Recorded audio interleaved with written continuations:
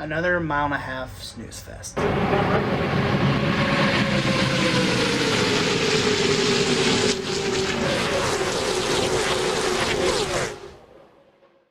Hello and welcome to another episode of the Rowdy Run-Up following the Penzzzzoil 400 at Las Vegas Motor Speedway.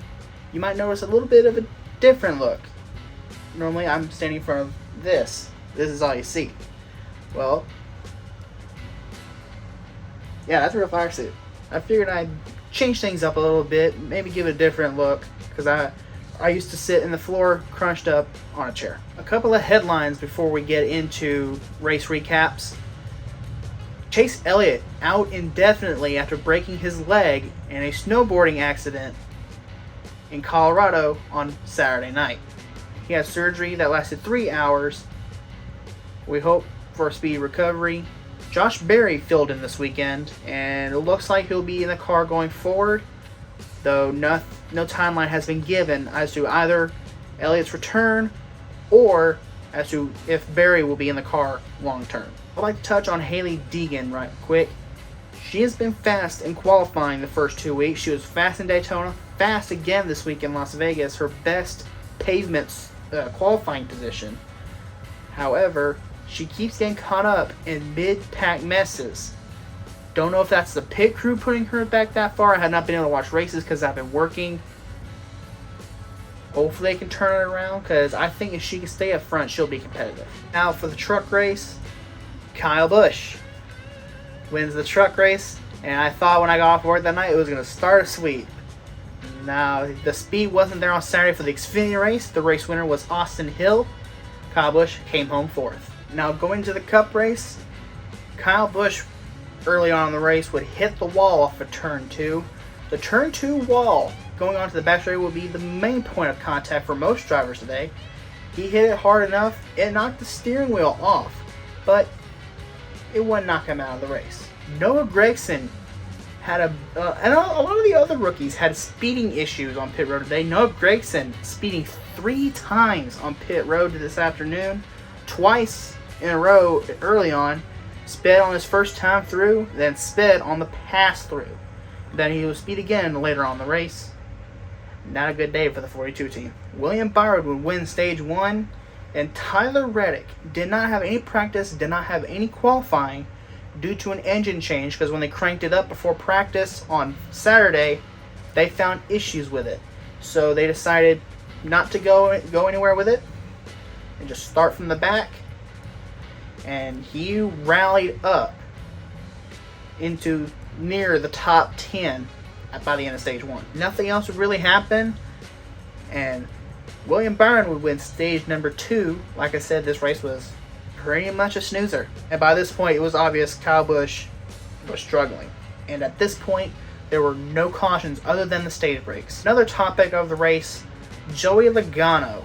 He was quick in qualifying, started on the pole, but when the green flag dropped, he started to slip back, along with a couple others like Ty Gibbs, who started up front, but he fell like a rock too. But he would not be able to climb back into the race.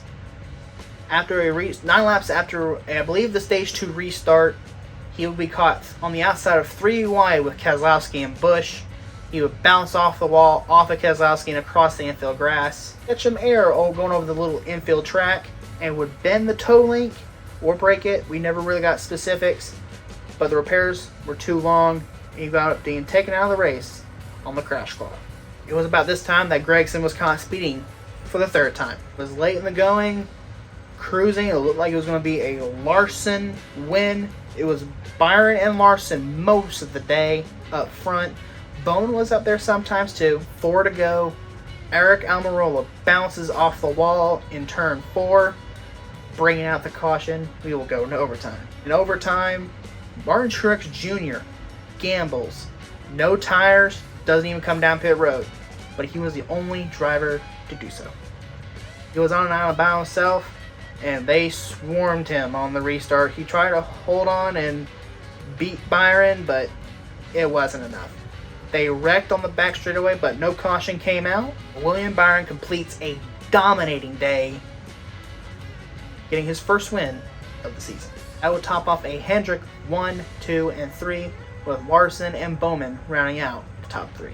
Kyle Busch will come home P14, hanging on after handling issues were the main issue, and Tyler Reddick finally finishes a race for 23XI, coming home right behind Kyle Busch in 15th. Now what I'm going to do is something a little new.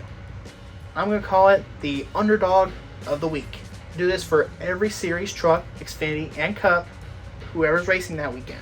And for the truck series, like I said, I didn't watch it. I'm just going off base of names for this one. Jake Garcia with a top 10, a guy I'd never heard of before, with a top 10 on Friday night. For Xfinity, Kyle Weatherman comes home 16th for Our Motorsports. Kyle Weatherman was more known for his time with Mike Harmon. And we never really saw him up there in the top 20, top 15.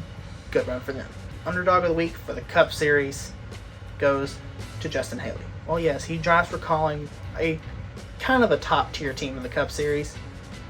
He's not really up front that often. He comes home 6th. Not his first top 10 because he has won a rain-shortened race at Daytona. But since his first full-time soiree into the Cup Series, his first top 10.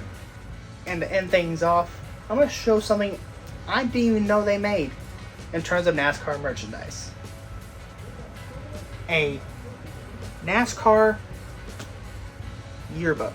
Me and my girlfriend went to the bookstore the other day because she's a bookworm, and we were browsing around and I saw this on the shelf. I didn't realize they made yearbooks for NASCAR. And inside it was even a pre-order slip for 2023. So I guess they make these yearly. This is the first time I've ever seen one of these. And I'm going to be taking this with me to the races I go to, starting with Atlanta in a couple of weeks, where once again I will be wearing a 3G Kyle Busch fire suit and asking if any drivers are out and about doing appearances in the fan zone. I'll ask them, can you sign my yearbook? And that's going to do it for this edition of the Rowdy Roundup. I know these videos are nice and short. I'm hoping to make them longer in the future the more time goes by and the more time I get off from work to cover races. So hope you enjoy, leave a like and subscribe if you are new here, and as always, go Rowdy Nation.